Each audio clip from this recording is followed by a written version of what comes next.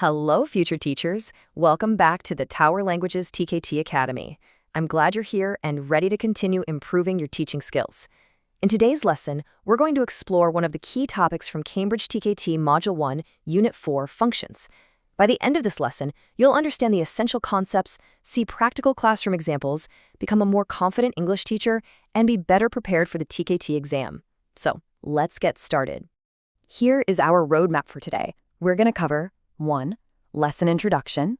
2. Functions and exponents. 3. Context and appropriacy. 4. Classroom application. 5. Key takeaways. And finally, 6. Reflection and next steps. Let's jump right in. Section 1. Lesson introduction. So why is today's topic absolutely crucial? Well, understanding functions is the bridge between teaching textbook grammar and developing actual real-world fluency. It's going to help you plan lessons that empower students to use English to achieve their goals, connecting theory directly to real classroom practice. All right, Section 2, Functions and Exponents. To really build a strong foundation here, we've got to look at the whole anatomy of communication. You know, when we step into a classroom, we aren't just teaching language as a set of rigid structural grammar rules. That's a super common trap, and honestly, it leaves students totally unable to speak in the real world. Instead, we have to teach language as a tool, something used to achieve meaningful purposes in a specific environment. Think about it like a flow. It all starts with the context: who is speaking, where they are, what their relationship is. Imagine a simple everyday interaction, like ordering a coffee at a busy cafe. That physical and social context drives the function, which is the underlying purpose of the communication, in this case, requesting a drink. And finally, that purpose is expressed through the exponent. The exponent is literally the actual specific language, the grammar and vocabulary that the speaker says out loud. Understanding this chain, from context to function to exponent, is an absolute game changer for effective language teaching. So, the crucial point here is defining what a function actually is. Put simply, a function is the reason why we communicate. Every single time we speak or write, it serves a specific purpose, right? And as English teachers, it's incredibly helpful to categorize these purposes. Notice how functions are universally named using the ing forms of verbs. Now, this isn't just a random formatting rule. It reflects a massive shift in pedagogical mindset. We're not just teaching a passive word like hello. We're teaching the active skill of greeting. We aren't just teaching the phrase I'm sorry. We're teaching the action of apologizing. Whether it's advising, agreeing, refusing, clarifying, labeling these actions helps us structure our lessons around what students actually need to do with the language rather than just what they passively need to know. It transforms your classroom from a dry grammar lecture into a dynamic communication workshop.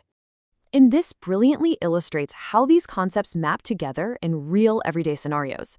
Let's walk through this matrix carefully to see the mechanics actually at work. Imagine a context where a boy wants to go to the cinema with his friend tonight. That's the situation, right? The exponent, the actual words coming out of his mouth, is, let's go to the cinema tonight. Now, our teacher brain kicks in. What is he actually doing? He is suggesting or making a suggestion to his friend.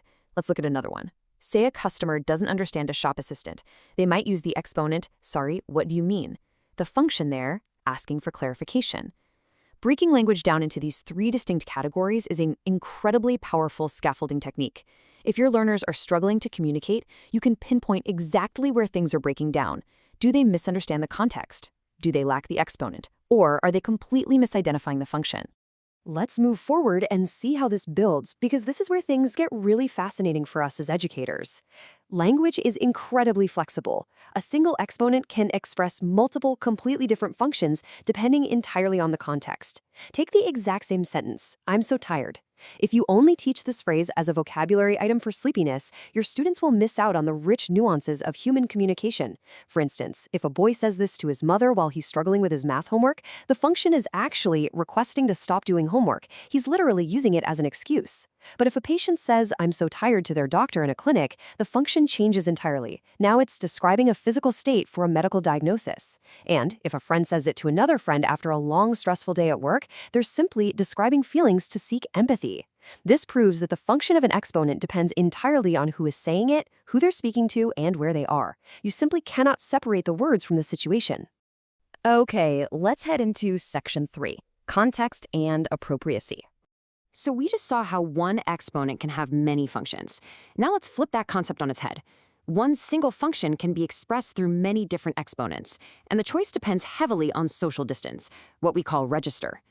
Let's say your target function for the lesson is inviting someone to lunch. If you're speaking in an official situation to a manager or someone you don't know well, you have a high social distance.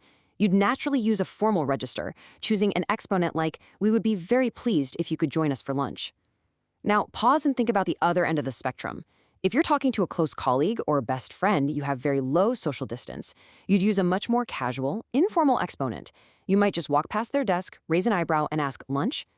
Both utterances achieve the exact same function, getting someone to eat with you, but the language changes drastically based on that social distance. Now, what's really interesting is how we apply this social awareness, known as appropriacy, directly into our classrooms. Appropriacy simply means choosing the level of formality that perfectly suits a given situation. Let's map out a teacher greeting their class. If a teacher walks into a standard Tuesday morning class and loudly announces, "I'd like to wish you all a very good morning," well, that's a massive mismatch. It's inappropriate because it's far too formal for a standard classroom setting. It literally sounds like the opening of a graduation ceremony. On the other end of the spectrum, if a teacher walks in and yells, "Hi guys, what's up?" Depending on the school's culture and the age group, that might be completely inappropriate too because it's too informal and potentially breaks professional boundaries. The sweet spot, the appropriate register, balances neutrality, warmth, and respect, using a well-calibrated exponent like, "Good morning, everyone." Teaching our students this kind of situational social awareness is honestly just as important as teaching them correct verb tenses. Moving right along to Section 4, Classroom Application. A little bit of history actually helps us understand our current methodologies. Back in the 1980s and 90s, the ESL world relied heavily on the purely functional approach. Course books were organized entirely around functions rather than grammar. Unit 1 was expressing likes, Unit 2 was making suggestions, and so on. Now, the primary benefit was a massive focus on actual communication, with students actively memorizing useful conversational chunks. But there was a huge pedagogical challenge. It exposed learners to a confusingly wide range of totally unrelated grammatical patterns all at once. For example, in a single lesson on the function of requesting, a student might be taught, "I would like," "Can I have," and "Give me." That's a conditional, a modal auxiliary, and an imperative, all just dumped on a beginner in one afternoon because they share a function. It was structural chaos and highly overwhelming. Today, we use a modern integrated approach. We solve that chaos by combining the function with a specific, manageable grammatical structure. For example, teaching the function of expressing likes specifically through the first and third person present simple affirmative structure. By pairing them together, learners get the structural clarity of focused grammar alongside the highly meaningful context of a function. It's the best of both worlds. This modern functional approach is incredibly useful for teaching productive skills, especially writing. A blank page is notoriously terrifying for language learners, right? When teaching students how to write a formal letter, we don't just hand them a dictionary and say, "Good luck." We guide them by teaching functional building blocks. Let's look at structuring a formal complaint letter. Step 1 is the function of greeting, using the exact exponent, "Dear Sir" or "Madam." Step 2 is the function of explaining the reason for writing, using the chunk, "I am writing to express my dissatisfaction with." Step 3 moves into describing a complaint. Step 4 is the function of asking for satisfaction, using a targeted exponent like, "I expect a full refund." And finally, step 5 is signing off. By breaking the text down into these specific functional steps, we provide students with a reliable, step-by-step formula. It allows them to construct complex, highly effective texts with absolute confidence. Now, let's look at how this exact theory appears on the actual Cambridge exam with a real TKT practice task. The goal here is to map the underlined exponents in a restaurant conversation to their correct functions on the left side. Let's break it down together. So Janet says the meal isn't nice. Chris responds with our first exponent, "We could complain to the manager." If we consider the list of functions, Chris is offering an idea for them to take action on, which clearly maps to C, making a suggestion. Later in the dialogue, Janet says it would probably be as bad as this one. She's talking about a future event that hasn't happened yet, expressing what she thinks will logically occur. Notice the specific use of the phrase would probably. This is a structural hallmark, a major clue that she is predicting an outcome. Therefore, this beautifully maps to function A, predicting. Mastering this identification process is exactly what allows you as the teacher to anticipate your learners' needs, explain the why behind language, and select the best possible materials for any context. All right, Section 5, Key Takeaways. Here are your key takeaways. A function is the reason we communicate, and exponents are the specific language we use. The meaning of an exponent changes depending on the context and register.